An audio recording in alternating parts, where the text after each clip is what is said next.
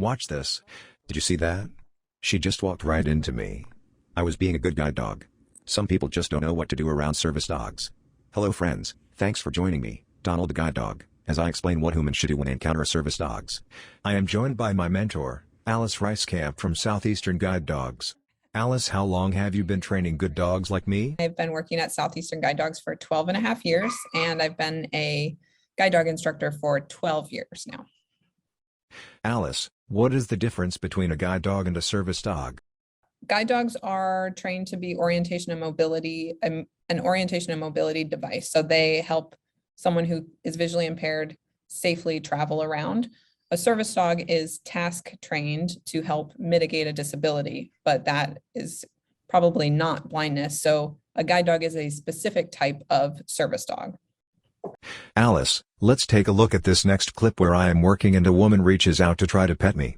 It was distracting. I was trying to guide my handler. I know I am cute. People have to keep their paws to themselves. The best thing to do is to ignore the working dog. So just pretend that they're not there. That's the number one thing you can do.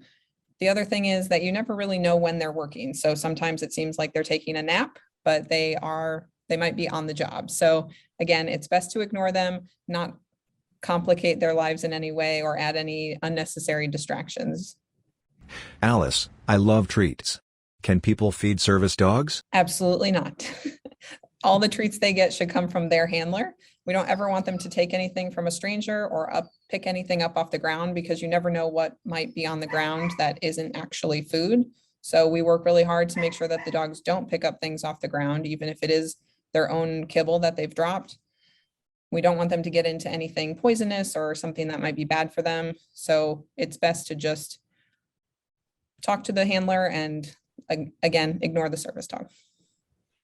So Alice, it sounds like you are telling everyone to ignore me and all service dogs so that we don't get distracted from our important work? Best thing they can do if they come across a guide dog or service dog is to act like they aren't there.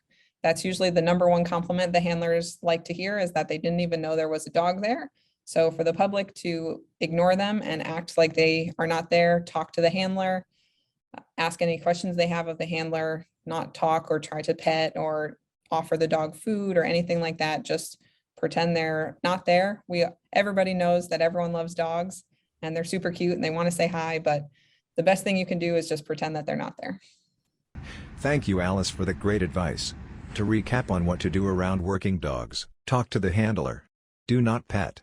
Do not feed. Ignore the working dog. Move out of their way. Please show working dogs some respect as we help our humans.